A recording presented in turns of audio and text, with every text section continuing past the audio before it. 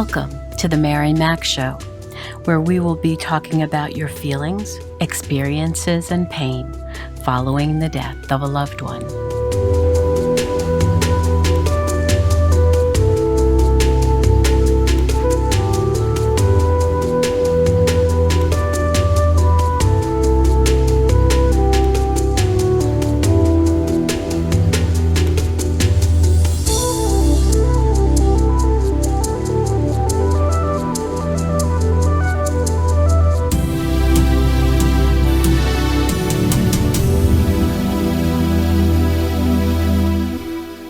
Good morning, good afternoon, good evening.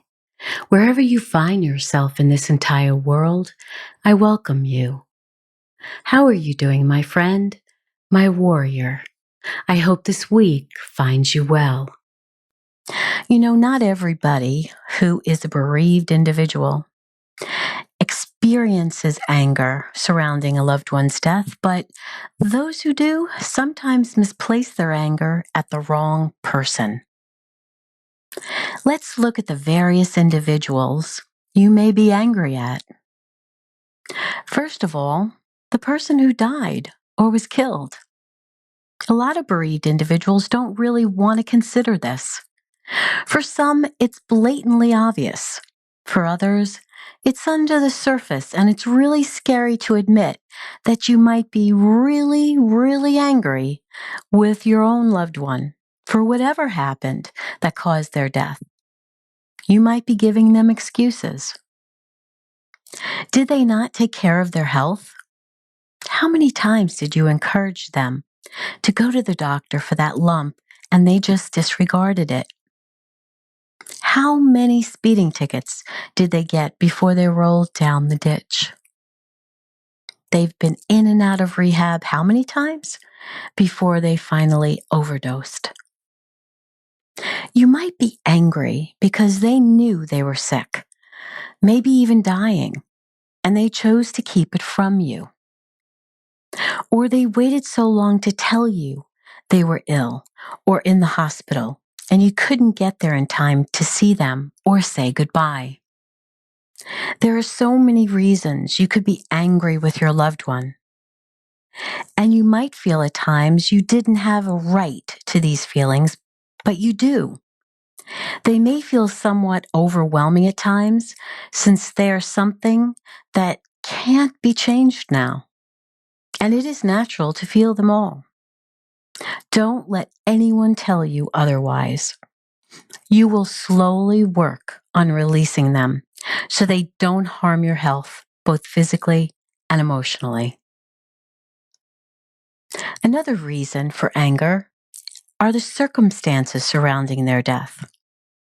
If your special someone suffered for a very long time with many treatments and hospital visits, you might feel how unfair it was that the treatments didn't cure them.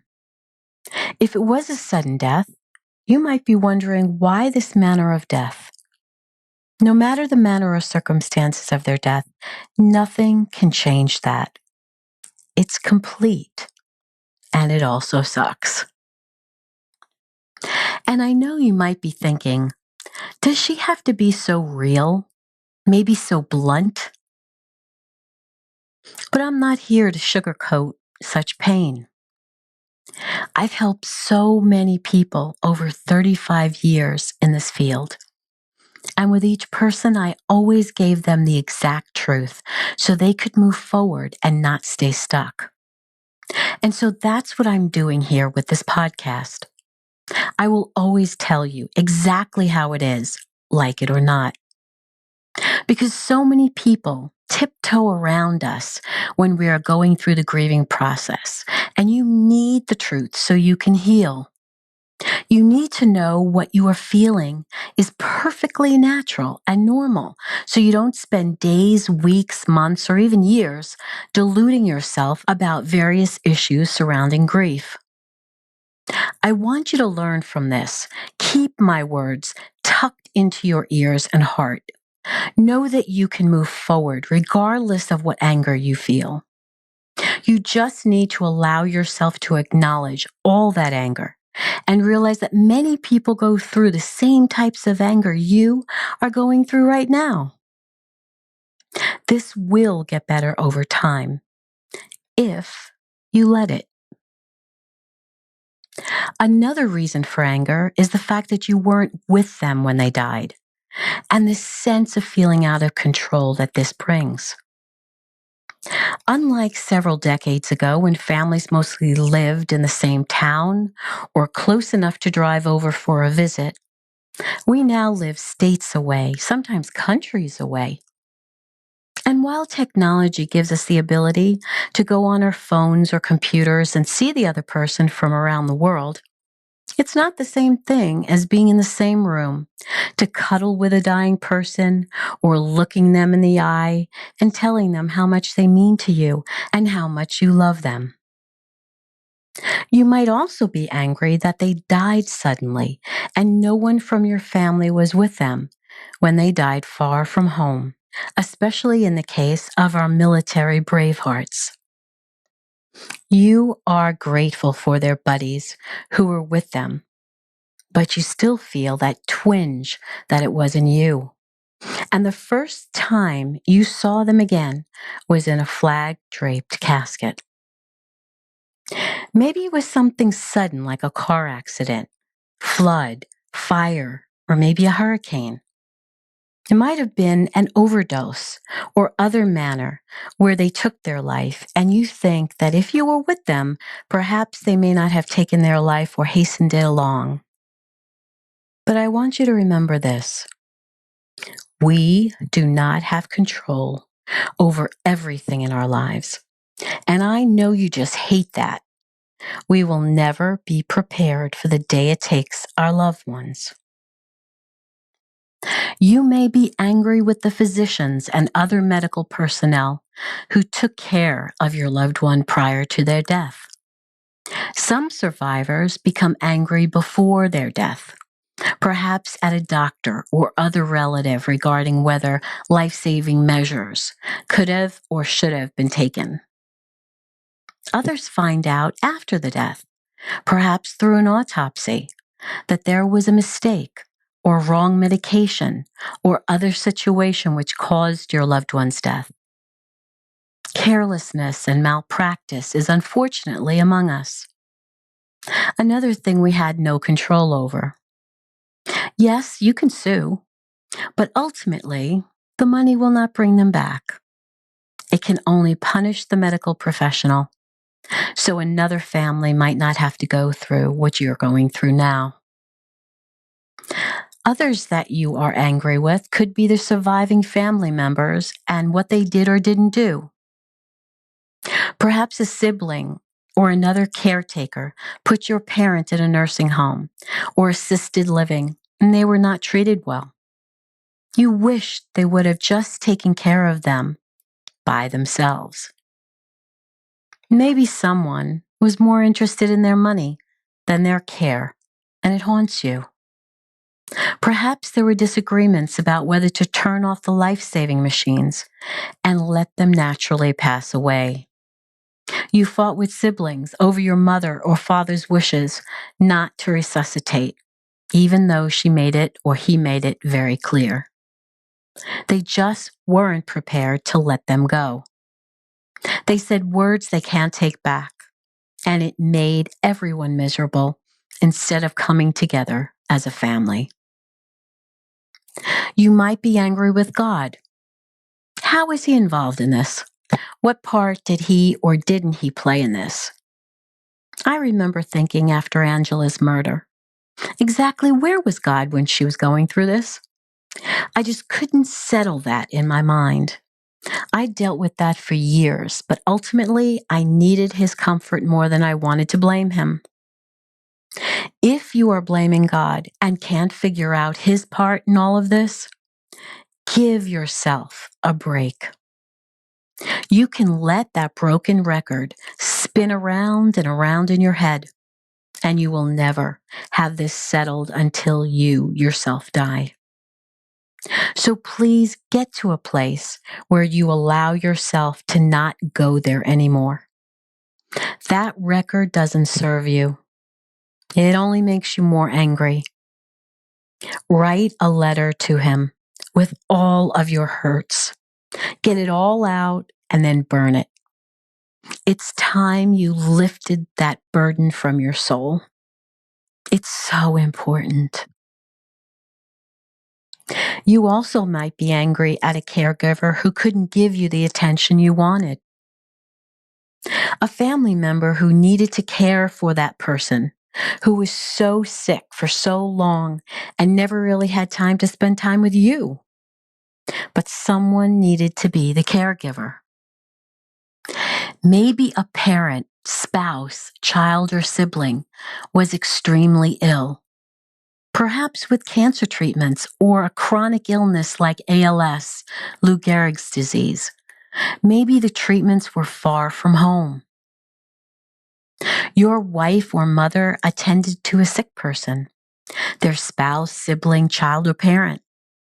And the needs of the other children in the family, well, their needs faded into the background for quite some time. And you, as a husband, wife, brother, or sister, along with others, felt neglected and invisible. The entire family was put on hold because of the illness of one member. The chaos in your family was too much for everyone. It was only about the sick family member, not you. And you blame the caregiver for not having enough time and energy for you. You almost feel abandoned.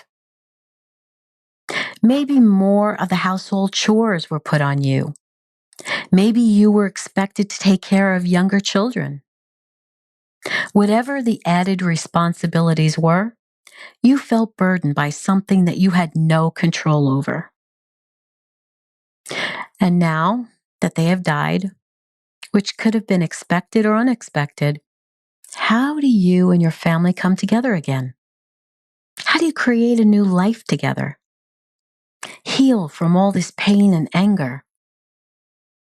Especially when you might be thinking, we spent all this time, all these months and years to help our sister get well again, and it never happened. She died anyway. So what was all this for? But just for a little while, put yourself in their shoes. What if you were the one juggling all those responsibilities? What if you had to take the lead, knowing you didn't have the time or energy to give attention to everyone in the family beyond the ill family member? You had little sleep, didn't know how this would all turn out, stressed over their illness, treatment, finances, and then had absolutely no time for yourself personally. Everyone was pulling you in different directions. You tried to do it all, and still, no one was happy with you. Can you imagine how emotionally painful that would be? You might be angry with the person who caused the death of your loved one, whether it was a drunk driver, a murderer, perhaps a car crash, or someone who cut in front of them on the road. There is definitely a difference between an accident and an intentional act that caused their death. There are people who act negligently, which causes deaths, like a person who didn't take care of their brakes and it caused them to crash into your loved one's car and kill them. And there are people who intentionally take the life of those we love, like murderers, those who sell our family members drugs laced with substances that kill. You might also be angry at the justice system, which did not prevail. If your special loved one was murdered, going through the trial, even if you get one, is an eye-opening experience. After Angela's murder, in an effort to help guide other members of our support group, we attended more murder trials than I care to remember. I was amazed how unfair so much of this process was. There were times they couldn't bring the case to trial because the only witnesses they had were not credible, or they didn't have enough evidence, nor witnesses to even go to court, or the district attorney decided it was safer to get some time for the murderer by striking a plea bargain than it was to bring the case to a jury. When this originally happened to us, I didn't even know anyone could attend a murder trial in any courtroom in the United States. I thought that only those who had a case were allowed there. If you have experienced a murder of a loved one or a drunk driving death, I encourage you to find others, either in your community or via telephone, who can guide you through the criminal justice system's long and winding road. No one is expected to know this process, and when you're trying to learn it while grieving this horrific murder of your family member or friend, you need help. And finally, you might be angry with yourself for what you think you might have done or didn't do, what you might have said or didn't say before or at the time of your loved one's death. And you have regrets about that. You feel that you really didn't get a chance to finalize things with your loved one. They were taken. They died too soon. You didn't get a chance to say goodbye. And you're angry with yourself because you thought you would have had an opportunity at some point in the future. So you didn't take it when you had the chance. Never did you think that that was your last chance to say and do what you wished you had done. How could that have happened? You may deal with anger toward many of these individuals, most beyond your control. You may be angry with people who have treated you badly in your grief, said the wrong things, did the wrong things, were inconsiderate, and didn't treat you well. Others of us become angry maybe over unscrupulous acts of a funeral director who did not have our financial health in mind. Still others of us become angry by offensive words we heard while we were in our fragile state, or because we felt they did or didn't accommodate our needs as we expected they would. You might be angry in general that you are the survivor.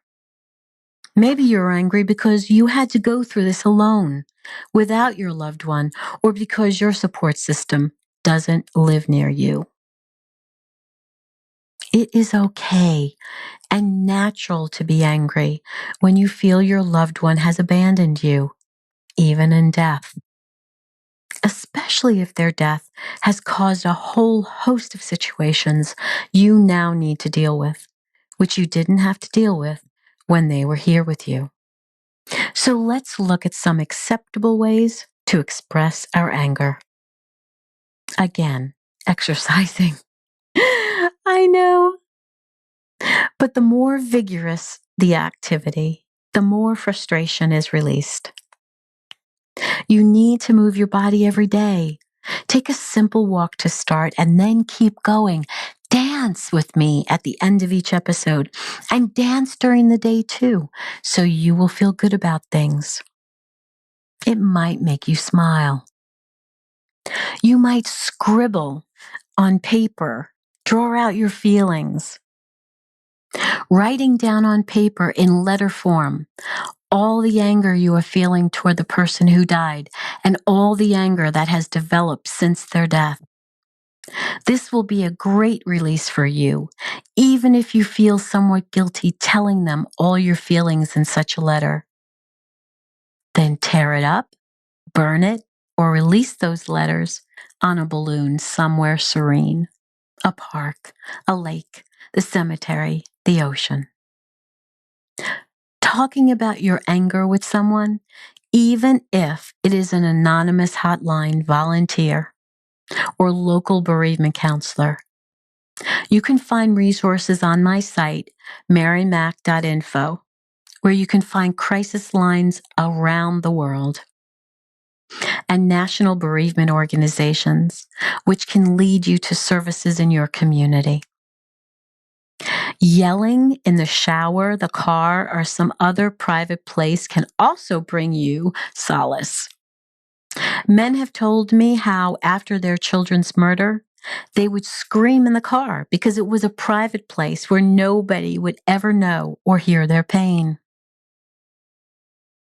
You might also play sports to help you get a lot of your frustration out. You could take a towel and scream into it.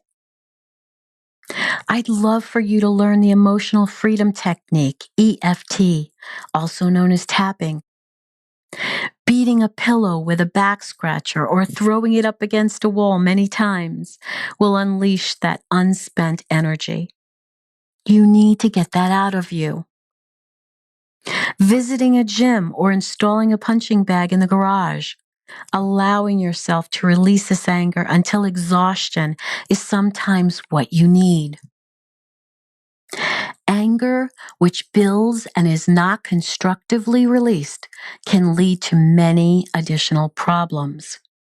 It can lead to serious illnesses such as heart attack, stroke, and other life-threatening illnesses. The inability or choice not to effectively communicate can suppress our immune system as well as lead to depression. It is said that depression is anger turned inward. Some adults mask their pain with alcohol and drugs, either prescription or illegal. Others use promiscuous sex and risky behaviors to disguise their pain, which will not support them, but instead only lead to other long-term problems.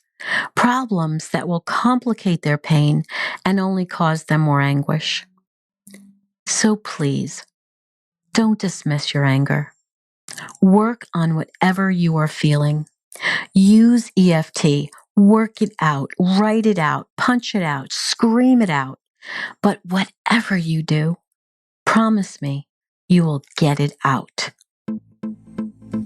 So now, let's get up. I want you to dance, dance, dance. Throw your arms around and feel the music. If you're in your car, wiggle in your seat, move your shoulders, have fun.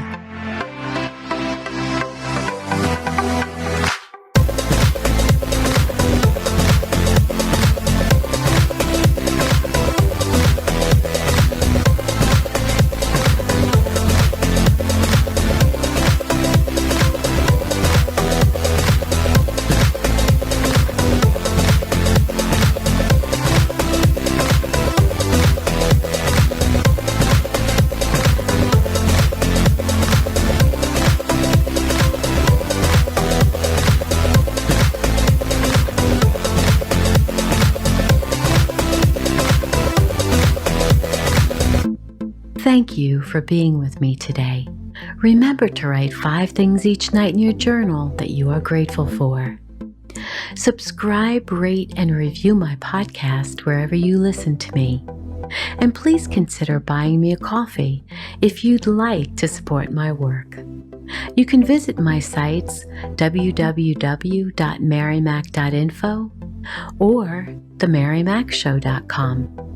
And you'll find a cute little cup on the lower left-hand corner, and that would mean so much to me. And as always, remember to be happy because you deserve to. I'll speak with you again soon.